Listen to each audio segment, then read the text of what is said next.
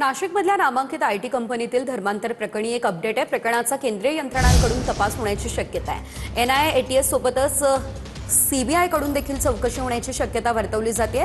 SIT प्रकरणाची महत्त्वाची माहिती तिन्ही तपास यंत्रणांना कळवली आहे। लैंगिक शोषण आणि धर्मांतर प्रकरणाचं मोठं रॅकेट असण्याची देखील शक्यता सध्या वर्तवली जाते। या संदर्भात अधिकची अपडेट घेऊयात आमचे प्रतिनिधी चंदन पुजाधिकारी यांच्याकडून। चंदन, आपण पाहतो खरं तर या प्रकरणाचे धागेदोरे जे आहे ते आणखी दूरवरती पसरलेले असू शकतात अशी शक्यता जी आहे ती वर्तवली जाते। या प्रकरणामध्ये पुढे काय अपडेट आहे, कशी चौकशी होते?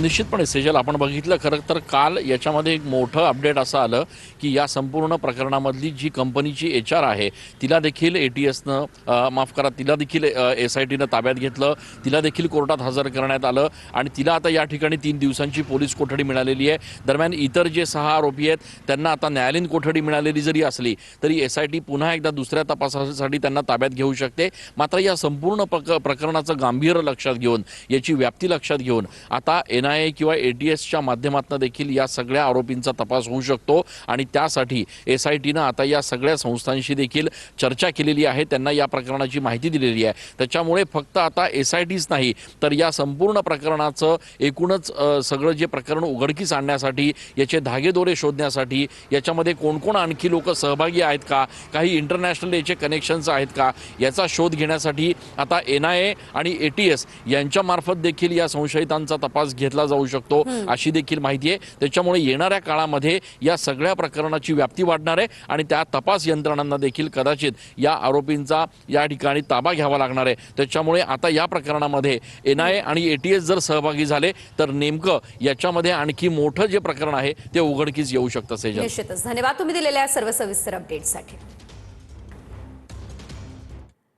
नाशिकमध्ये आरोपी रवींद्र एरंडेचा आणखी एक कारनामा समोर आलाय। महिला अत्याचार प्रकरणी रवींद्र एरंडे अटकेत आहे। सरकारी अधिकारी असल्याचा बनाव करून फसवणूक केल्याचं समोर आलंय। नोकरीचा आमिष दाखवत 9 तरुणींना या एरंडेनं फसवलं। एरंडेने स्वतःला आदिवासी विभागातील अधिकारी म्हणून घेतलं आणि तसंच सादर केलंय। बनावट नियुक्तीपत्र देत नोकरी लावून देण्याचं आमिष सुद्धा या एरंडेनं दिलेलं होतं।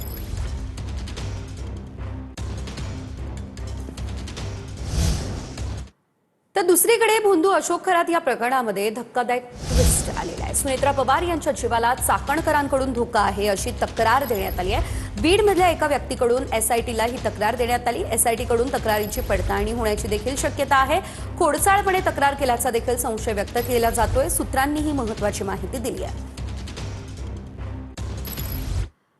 थेट नागपूरमधून एक महत्त्वाची घडामोड। नागपूरमधील एका महिलेने खरातच्या नादी लागून 2.5 कोटी रुपये गमावलेले आहेत। तब्बल 2.5 कोटी रुपये।